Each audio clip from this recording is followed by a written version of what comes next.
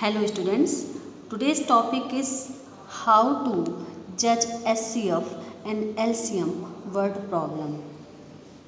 Student कई बार हमारे सामने क्वेश्चन आते हैं, वर्ड प्रॉब्लम वाले क्वेश्चन आते हैं, तो हम ये समझ नहीं पाते कि इस क्वेश्चन में हमें SCF निकालना है कि LCM निकालना है। चलिए समझते हैं ये हम कैसे जान पाएंगे। देखिए इसके लिए कुछ स्टेप है।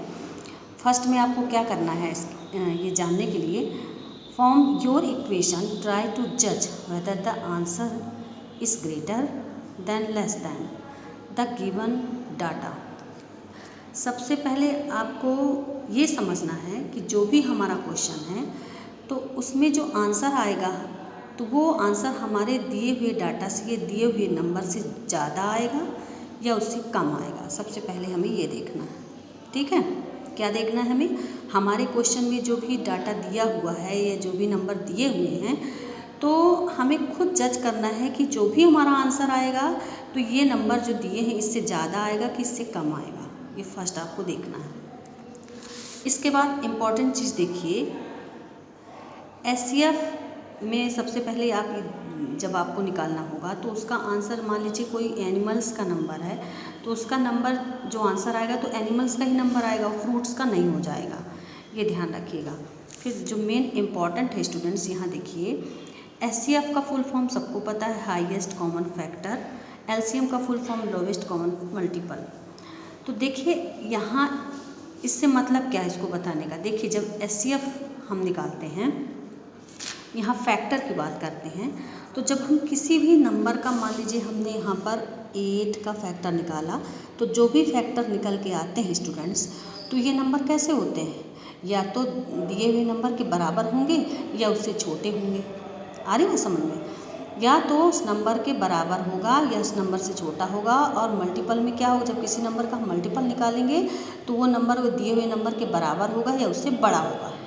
तो स्टूडेंट यहाँ पर देखिए SCF में क्या होता है, नंबर या तो छोटे होते हैं या उसके बराबर होते हैं। तो बराबर छोड़ दीजिए, SCF में हमेशा नंबर छोटा आता है और LCM में बड़ा नंबर आता है। तो यहाँ से हमें ये समझने वाली बात है स्टूडेंट्स कि हमारे दिए हुए डाटा से अगर हमारा नंबर बढ़ के आता है तो हमें LCM निकालना है। अगर दिए हुए डाटा पे हमारा नंबर या हमारा आंसर छोटा आ रहा है तो वहाँ पर हमें LCM निकालना है। मान लीजिए कोई आपको डाटा दिया है 25 एंड 20 दिया है, तो हमें ये देखना है कि ये 25 और 20 से हमारा जो भी आंसर आना है ये इनसे छोटा आएगा तो हम SCF निकाल देंगे।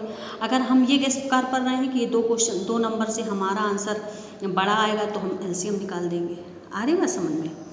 तो स्टूडेंट इसको और अच्छे समझने के लिए चलिए हम क्वेश्चन सॉल्व करते हैं।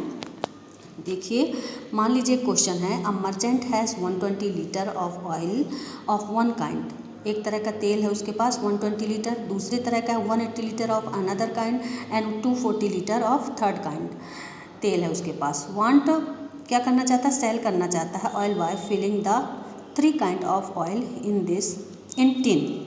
वो तीनों प्रकार के तेल को टिन में बेचना चाहता है और टिन कैसे होनी चाहिए, इक्वल कैपेसिटी की, ठीक है।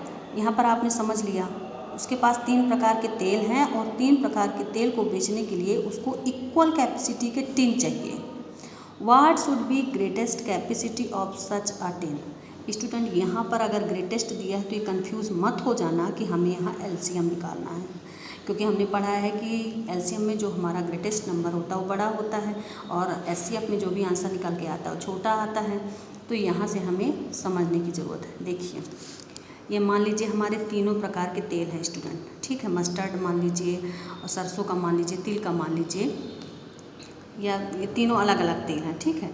तो यहाँ पर जो हमारा फर्स्ट वाला ऑयल है वो 120 है, सेकंड वाला 180 है, थर्ड वाला 240 है। तो ये तीनों तेलों को ऐसे हमें टिन में बेचना है कि वो टिन एक ही साइज के हों, सारे टिन एक ही साइज के हों और पूरा का पूरा तेल हमारा उसमें आ जाए, किसी में आधा ना बचे या फिर हमें दूसरा तेल ना मिक्स न करना पड़े। तो अगर हम मान लेते हैं कि हम 10-10 लीटर वाले हम तेल टिन लेते हैं, तो 10 लीटर के लिए वो 10 लीटर वाले तेल में 120 जो है तेल कितना आएगा, तो कितना आ जाएगा स्टूडेंट्स, इसको हम 10 से डिवाइड कर देंगे, 12 आ जाएगा। मतलब इसमें 12 टिन लगेंगे, इसमें 18 लगेंगे, इसमें 24 टिन लगेंगे, टोटल मिला के 54 टिन लगेंगे। तो स्टूडेंट ये तो हमने माना था, हम 5 लीटर का भी टिन ले सकते हैं, तो 5 लीटर के लिए इसमें हम जस्ट डबल कर देंगे, 2 कर देंगे तो उतने सारे टिन हो जाएंगे। लेकिन हमारा क्वेश्चन क्या पूछ रहा है स्टूडेंट्स, देखिए on minimum number of such tins, मतलब कितने कम नंबर के हम, कितने वो टिन की जो काउंटिंग होगी कितनी कम होगी कि उसमें हम तीनों तेलों को बेच सकें। तो आप सबसे पहले यहाँ देखिए बड़ा वाला नंबर, क्या हम जो टिन यूज करेंगे तो क्या 240 से ज़्यादा लीटर वाला टिन यूज करेंगे? ऐसा तो हो नहीं सकता। अगर मान लीजिए हम यहाँ 240 का हमारा मैक्सिमम नंबर है, हमने यहाँ 250 का अगर हम टिन ले लिए तो क्या ये उसमें तो ऑयल आ ही नहीं सकता, क्योंकि ये तो ऑलरेडी 240 कम ही है, इससे बड़ा तो हम टिन ले ही नहीं सकते। तो हम क्या करेंगे, सबसे छोटे नंबर पे जाते हैं, मीन्स 120 लीटर से कम लीटर वाला ही हम टिन का यूज करेंगे, जिसमें हम ये तीनों तेल अलग अलग टिन में भर सकें और वो टिन के नंबर भी कम हों। वो हम अगर चाहें तो हम 1-1 लीटर वाले टिन में भी भर सकते हैं, 2-2 लीटर वाले टिन में भी भर सकते हैं, लेकिन हमको पूछा क्या है, मिनिमम नंबर, वो टिन के जो नंबर होंगे वो कम होंगे और उनमें ये अलग अलग हमको तेल को भर के बेचना है।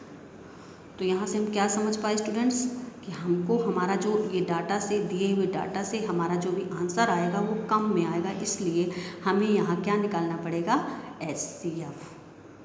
इस तरह स्टूडेंट्स हम क्वेश्चन को समझते हैं कि हमारा दिया हुआ आंसर अगर दिए हुए डाटा से कम में आ रहा है तो हमें HCF निकालना है, और दिए हुए डाटा से हमारा अगर आंसर बड़ा आ रहा है तो हमें LCM निकालना है। क्लियर?